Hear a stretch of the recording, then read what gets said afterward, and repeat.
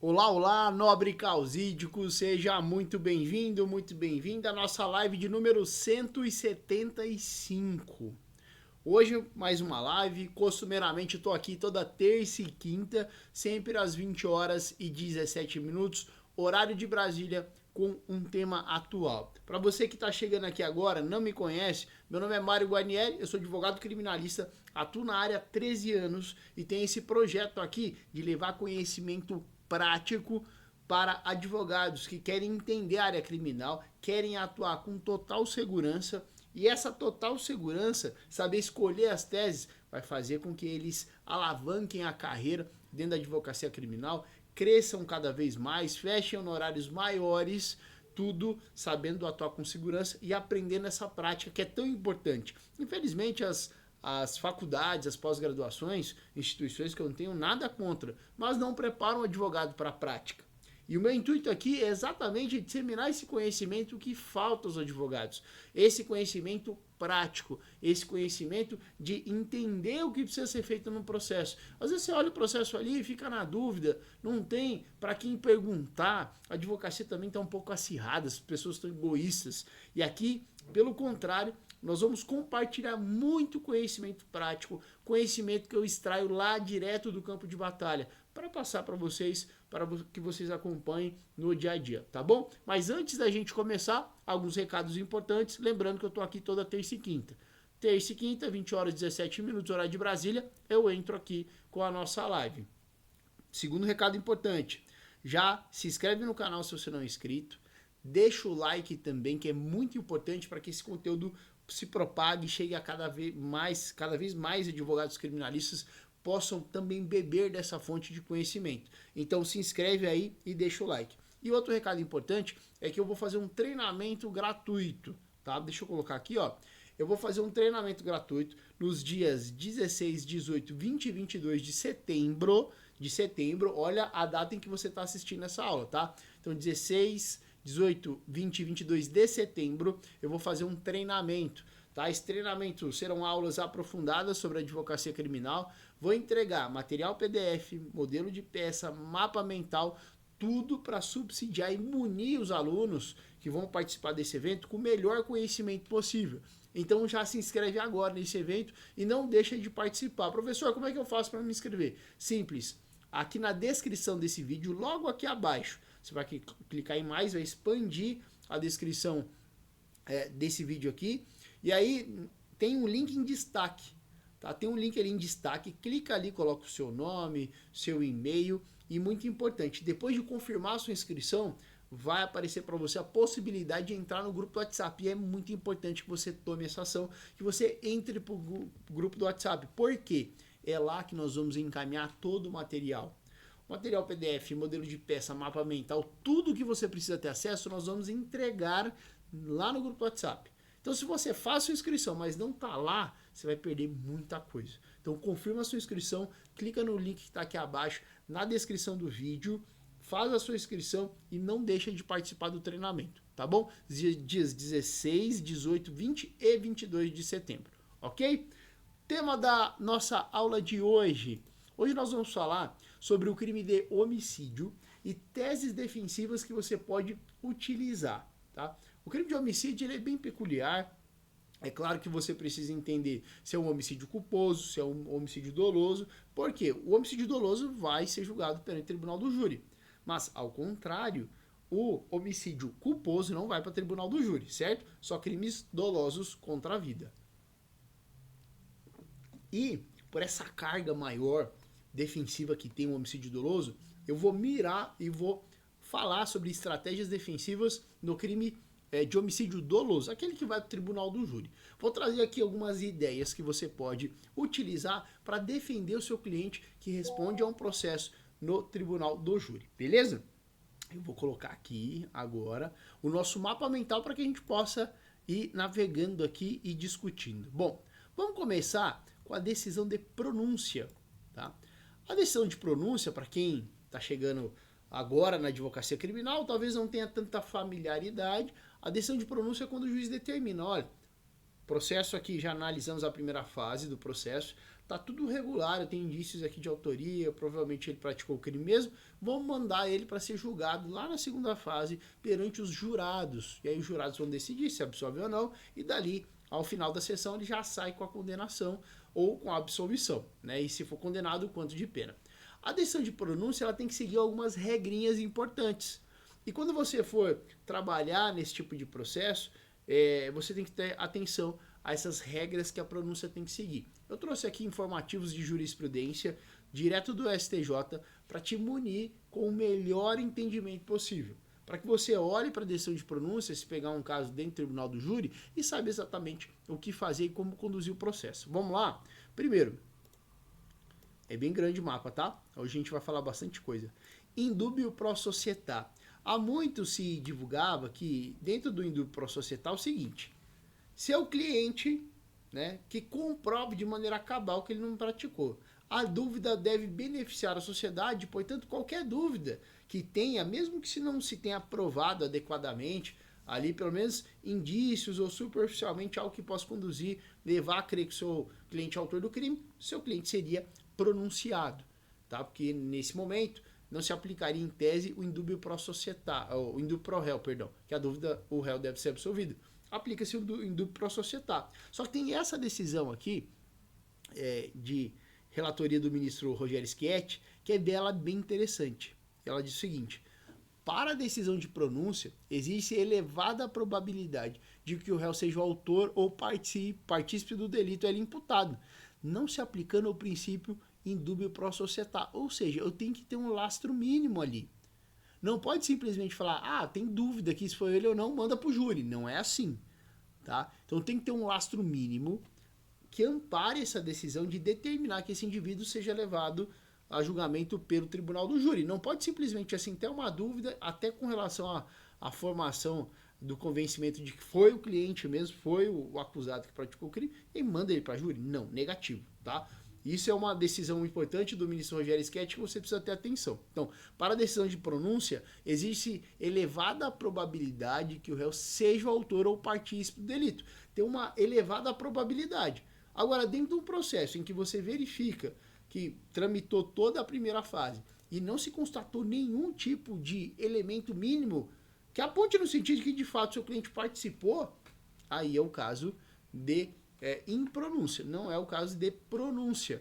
E com base nessa decisão do ministro Rogério Schietti, você pode utilizar em favor do seu cliente, utilizar como uma tese defensiva para atacar a decisão, eventual decisão de pronúncia que seja proferida de maneira eivada, né, de maneira viciada, que não atende a esse entendimento esposado aqui pelo STJ, tá bom? Já dá um print aí, anota essa primeira jurisprudência que ela é importante. Segunda, qualificadora, depoimento indireto, essa aqui é bem importante também.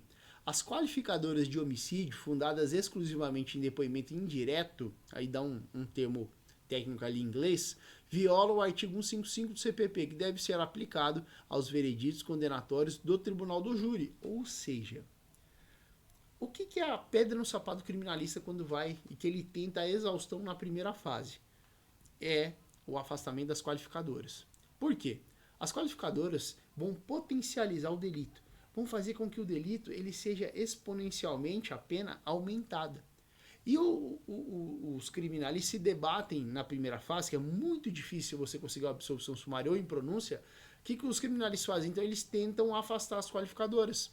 Porque afastando as qualificadoras, a pena é diminuída. O homicídio simples é de 6 a 12. A qualificadora inicia em 12. Veja o tanto de pena e o prejuízo que pode causar ao cliente. Então, olhando para isso, a qualificadora, quando você for observar o processo ali, analisar, a qualificadora que é imputada ao caso, ela não pode estar presente e se baseando apenas em depoimento indireto, ou seja, aquele produzido na fase de inquérito, tá? Esse depoimento aí indireto viola o artigo 155. E se a qualificadora você notar que ela está amparada em um depoimento e esse depoimento é indireto, você vai utilizar esse entendimento aqui para falar sobre a ilegalidade da qualificadora, uma vez que é amparada em depoimento indireto, e o STJ tem entendimento que não pode a qualificadora persistir no caso com base em depoimento indireto. E aí você olha para o processo, busca essas informações, coloca certinho na sua peça, a qualificadora se baseia no depoimento XYZ. São todos depoimentos indiretos que não podem servir para subsidiar a acusação, imputando ao réu um homicídio qualificado com base nesses depoimentos indiretos. Vedação, inclusive, que o STJ tem entendimento de não ser adequada a manutenção da qualificadora com base em depoimento indireto. E aí você vai utilizar esse julgado aí, tá? A relatoria do ministro Ribeiro Dantas, ok? Qualificador, então, tentar afastar com base nesse entendimento. Vamos lá. Testemunha de ouvir dizer. Essa aqui também, ela é importante. A decisão de pronúncia, ela determina que o réu seja julgado pelo tribunal do júri, obviamente, mas ela tem que ter um lastro mínimo ali. E quando o juiz justifica esse lastro mínimo que supostamente estaria presente no caso ali, ele aponta esse lastro mínimo como um depoimento indireto, né? Uma testemunha de ouvir dizer.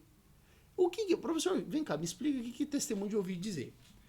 A testemunha de ouvir dizer é aquela testemunha que não viu e nem ouviu nada. Ela chega no processo e fala, ó, o fulano é o autor do delito. Lá no nosso bairro, todo mundo comenta. Quem comenta? Todo mundo. Peraí, essa testemunha ouviu dizer, ouviu alguém que falou para alguém que o fulano é o autor do crime. Essa é a testemunha de ouviu dizer. A pessoa, ela não sabe precisar quem disse. Ela não viu nada também. Não viu o que aconteceu, não viu e nem ouviu nada. E ela ouviu alguém comentar sobre isso. Então, quando a testemunha, ela relata isso no processo, foi fulano? Sim, todo mundo comenta no bairro. Todo mundo quem? Todo mundo. Então, essa é uma testemunha de ouviu dizer. Que ela não viu nada, não ouviu nada, fala que pessoas comentam sem especificar quem comenta, e o juiz, na hora de proferir a decisão de pronúncia, jamais, repito, jamais pode basear a decisão de pronúncia com base nesse depoimento, de ouviu dizer. O testemunho ouviu dizer algo e pronto. Com base nisso, já tem os elementos mínimos aqui e eu vou mandar para o júri. Não pode, tá? Esse é o entendimento do STJ, tá? Não é cabível a pronúncia fundada exclusivamente, aí é a palavra, tá? Exclusivamente. Se tiver esse depoimento concatenado com outro, ok, mas se tiver exclusivamente em testemunhos indiretos, de ouviu dizer, não é possível. Esse julgado é relatoria do ministro Reinaldo Soares da Fonseca, e você também pode combater eventual decisão de pronúncia que se baseia em testemunha de ouviu dizer para proferir a decisão de pronúncia. Tá? Entendimento do STJ nesse sentido. E a última decisão com relação a essa de pronúncia, tá? A gente já vai ver mais coisas. Pronúncia, elementos indiretos. É inidônea a pronúncia fundamentada exclusivamente em testemunhos indiretos e elementos colhidos no inquérito sem confirmação na fase judicial.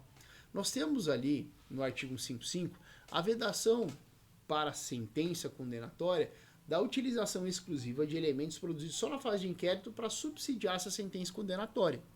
E aí a pergunta que fica é, esse entendimento que veda ao magistrado se utilizar exclusivamente de elementos de prova produzidos na fase de inquérito para proferir sentença condenatória, vale também para o tribunal do júri? Ou seja, vai vedar ao magistrado que, com base só em elementos informativos produzidos na fase de inquérito, profira a decisão de pronúncia. Será que isso é vedado ao magistrado? E segundo o entendimento da STJ, sim, é vedado. O magistrado ele não pode se utilizar apenas de elementos informativos produzidos lá na fase de inquérito, sem terem sido repetidas em fase judicial, para proferir essa decisão de pronúncia. Ele tem que olhar para o processo e ver provas produzidas sobre o crivo do contraditório e da ampla defesa. Se o magistrado, você ao avaliar a decisão dele, saiu lá da decisão de pronúncia, você vai entrar com recurso em sentido estrito. E a decisão de pronúncia dele está baseada exclusivamente em elementos informativos produzidos só na fase de inquérito, que não foram repetidos na fase judicial, essa decisão é equivocada. Seu cliente deve ou ser absolvido sumariamente, ou deve ser impronunciado, mas a decisão de pronúncia não pode ser mantida, quando exarado, obviamente, nesses fundamentos. Beleza? Então, são 4 pontos importantes aí, depois você volta à aula, tira a print aqui, olha, sobre a decisão de pronúncia. E aí, dentro do nosso tema, que é homicídio, são pontos importantes sobre a decisão de pronúncia que você tem que combater ali para poder traçar teses defensivas mais adequadas e fortes em relação ao seu cliente, ok? Bom, seguindo então, vamos falar sobre legítima defesa, tá? A legítima defesa, eu trouxe duas decisões interessantíssimas aqui para a gente ver. Essa primeira, é uma jurisprudência que eu sempre comento sobre ela para os alunos, tá? O que acontece? Todo mundo pergunta o seguinte: professor, se houver mais de um disparo e esses disparos eventualmente impactaram a vítima pelas costas, mesmo assim poderia ser trabalhada a legítima defesa? Entenda que a legítima defesa não é uma receita de bolo. Ou seja, eu tenho uma fórmula engessada que, se sair dessa fórmula engessada, essa tese não pode ser trabalhada? Não é assim. Não é assim. Quando você vai trabalhar a legítima defesa, a depender de quem é o acusado, o autor do delito, você não pode exigir dele uma precisão em seus movimentos, né, que ele pense de maneira fria e calculista a situação ali. Não, eu vou dar um disparo só, porque se eu der mais de um, não vai dar legítima defesa. Ou eu vou dar uma facada para evitar que ele venha em cima de um, porque se eu der mais de uma, a pessoa quer cessar a injusta agressão. E o nervosismo pode ser tamanho que tem raciocínio. Uma pessoa que não sabe atirar e que vê alguém vindo para o seu lado, munido de uma arma, provavelmente vai descarregar todas as munições no indivíduo que está à sua frente. Pelo nervosismo, pelo choque, pela situação. Até ter certeza que interrompeu a injusta agressão. Então não se exige dessa pessoa que tenha um controle emocional na hora dos fatos como estão acontecendo. Diferentemente se eu trato, por exemplo, de um policial que é treinado para isso. Se eu tenho ali, o policial descarrega as munições na vítima ali para encerrar e cessar a injusta agressão, ou eu posso ter um excesso? Sim, claramente. Eu não posso alegar nervosismo ou que não se exige dele que pense de maneira fria, porque é treinado para isso. Então tudo vai depender de quem está sendo apontado como autor do crime. E aqui essa jurisprudência é bem interessante, que ela reforça sempre isso que eu digo nas aulas. Não se pode exigir de um cidadão comum que tenha contenção e calcule a intensidade da sua reação e delimite o início do excesso. Ademais, é perfeitamente compreensível a conduta do denunciado, que, diante do momento amedrontador, efetua 16 facadas na vítima, que inclusive consegue dar início a uma fuga. A reação à injusta agressão será típica, porém lícita, em razão da excludente da antijuridicidade denominada legítima defesa. Tá? Então, esse entendimento ele é muito, muito interessante e você também pode utilizar para afastar aquela fórmula engessada, aquela receita de bolo. Se foi o disparo pelas costas e foi mais de um, não dá legítima defesa. Tá? E é um raciocínio que você deve trazer para o processo, principalmente em sede de plenário do tribunal do júri.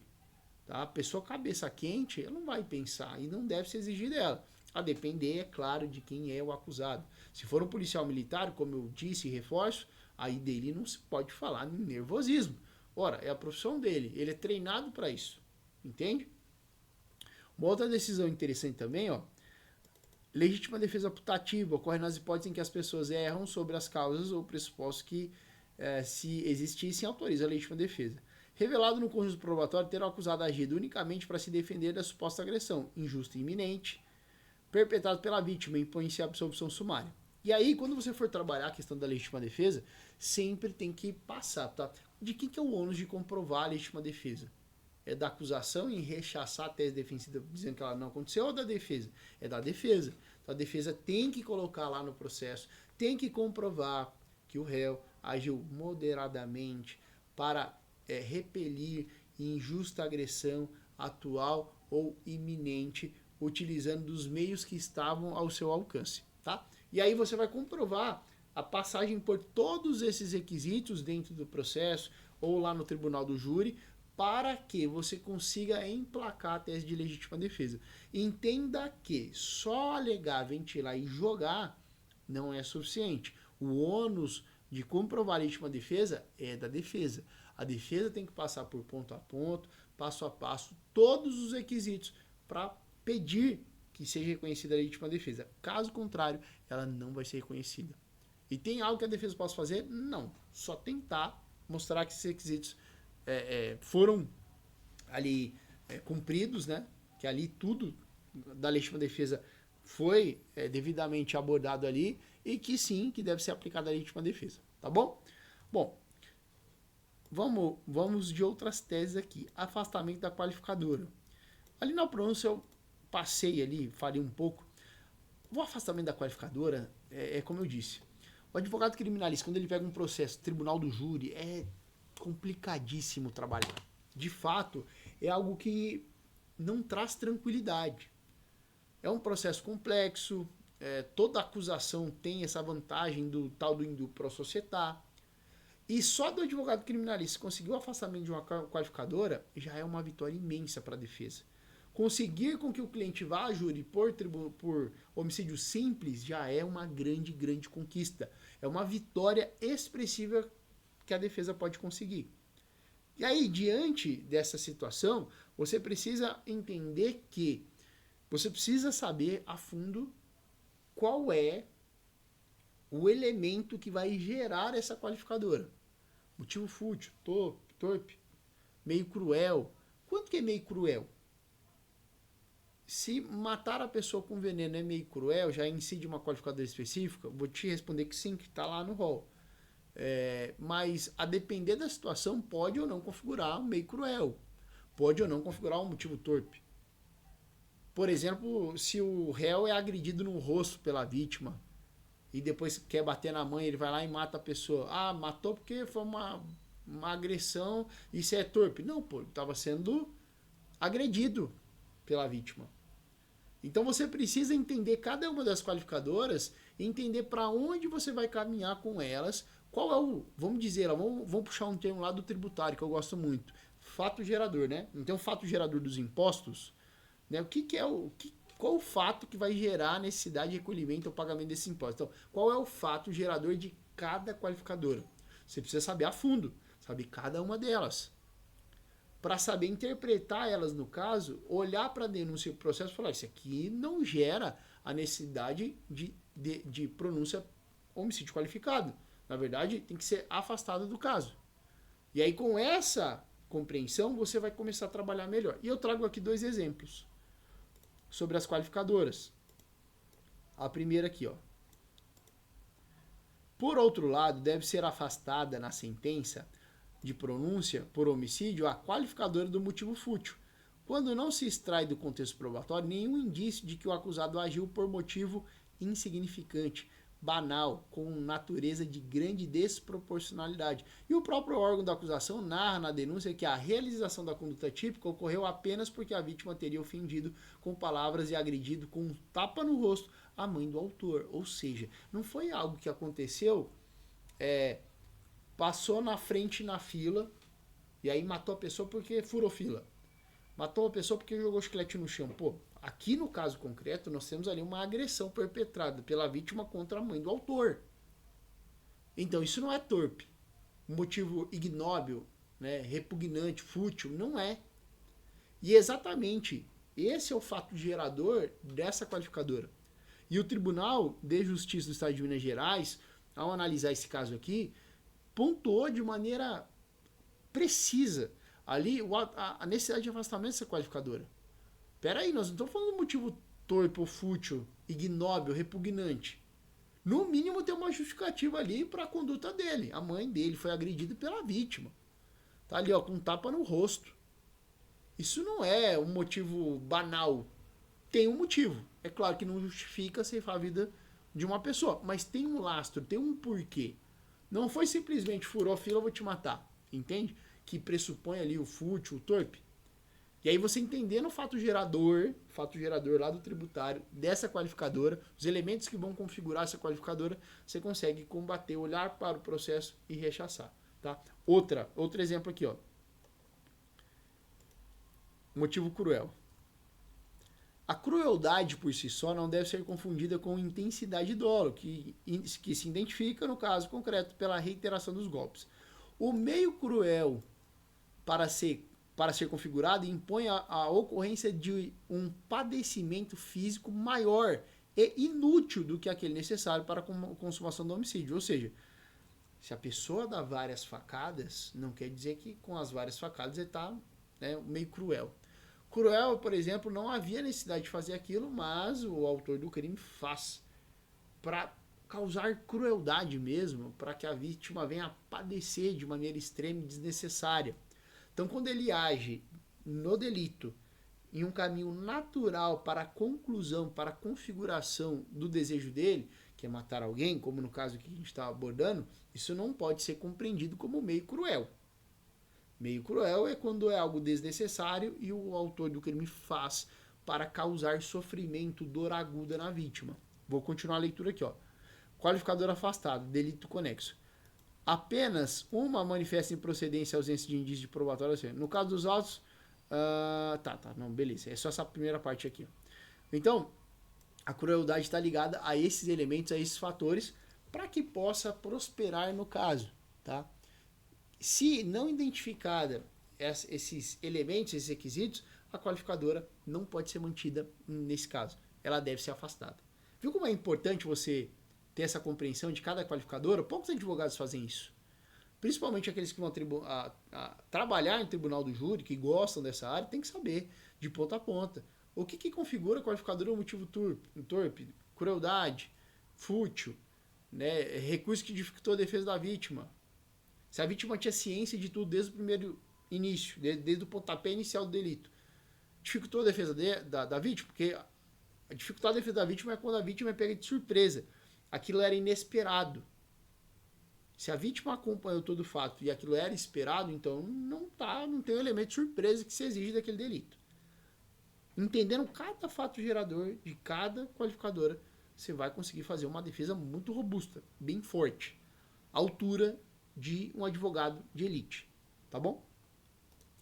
Vamos continuar aqui. Essa aqui, ó, é a nossa última tese hoje. É o seguinte: quando o seu cliente ele vai ser julgado pelo tribunal do júri, é importante você pensar não só no que ele vai falar, mas como ele vai passar isso e como ele vai parecer para o corpo de jurados. Porque ele estando passando uma imagem negativa, isso vai comprometer talvez o júri. Pode influenciar negativamente os jurados na hora de decidir aquela bendita decisão. Condena, sim ou não? Se ali nós temos um crime de homicídio e o réu passa uma imagem negativa, isso compromete a defesa. E é importante que você tenha ciência disso. Tem que orientar ele, tem que estar com uma boa aparência, uma boa roupa. Ele tem que saber como falar, gesticular. Não pode ficar encarando os jurados, o juiz, o promotor. Tem que ficar lá sentado, não encarando ninguém. Se ele ficar encarando o corpo de jurados, isso aí pode ser negativo. Então tem todo um beabá do júri. Tá? É um ato bem complexo dentro da área criminal. Agora,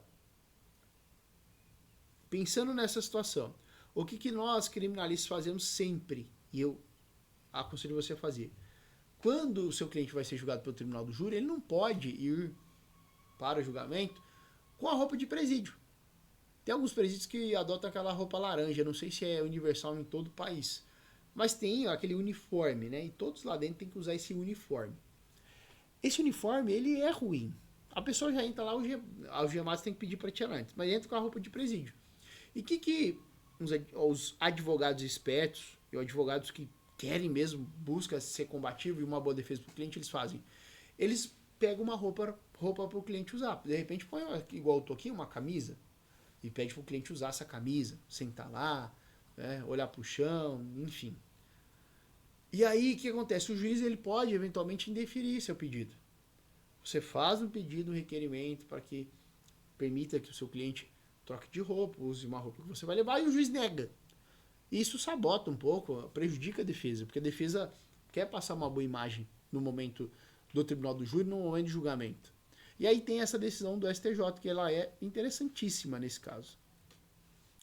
Aqui, ó, é nula a decisão que genericamente, ou seja, de maneira genérica, sem se aprofundar e informar o porquê daquela decisão. Só não vou conceder e acabou. Então, a decisão, é nula a decisão que genericamente indefere o pedido de apresentação do réu em plenário do júri com roupas civis, ou seja, sem ser aquela roupa de presídio. Então, a decisão que indefere esse pedido da defesa de maneira genérica, sem explicar o porquê, tá chegando a essa conclusão, é uma decisão que não pode ser aceita, tá? É uma decisão que não pode ser aceita, é uma decisão que você tem que combater, e você pode usar esse entendimento aqui do STJ, relatoria da ministra Daniela Teixeira, decisões importantíssimas dessa ministra, para você subsidiar a sua defesa e nortear ali o que você vai fazer, tá? Bom, pessoal, essa foi a nossa aula de hoje sobre homicídio. Eu espero profundamente que você tenha gostado do nosso tema. Já vou repetir, deixa o like aí, se inscreve no canal se não é inscrito e ó, aqui ó, dias 16, 18, 20 e 22 de setembro, teremos esse evento aqui. Já se inscreve, link está na descrição do vídeo. Vai na descrição do vídeo aqui, clica lá no link, faça sua inscrição. Após confirmar sua inscrição, vai aparecer para você um link para entrar no grupo do WhatsApp. Tem que entrar no grupo do WhatsApp. Se não entrar, não vai receber o material. Muito aluno no último evento que eu fiz falou, professor, me manda o material. Não vou mandar, não vou. Eu tô avisando, tem que entrar no grupo do WhatsApp. Se não entrar, não vai receber os avisos das aulas disponíveis, do material, de quando eu estiver ao vivo. Tem que estar lá. Então, para evitar prejuízos, confirma a inscrição, entra para o grupo do WhatsApp. Repito, vou entregar material PDF, modelo de peça, mapa mental, tudo para você ter uma grande compreensão dentro da área criminal. E se você gosta de me acompanhar aqui, você vai ver que o evento vai abrir a sua mente. Várias situações você vai pensar ali, você vai abrir e vai ser um advogado e depois do evento vai ser outro. Então, não deixa de participar. Link está aqui na descrição do vídeo, clica no link, se inscreve e participa do evento, tá bom? Pessoal, vou ficar por aqui. Um grande abraço, um beijo no coração de todos vocês e vejo vocês na próxima aula, que seria na próxima terça, tá? Sempre tô aqui terça e quinta, às 20 horas e 17 minutos, horário de Brasília. Vou ficar por aqui, um grande abraço, fui!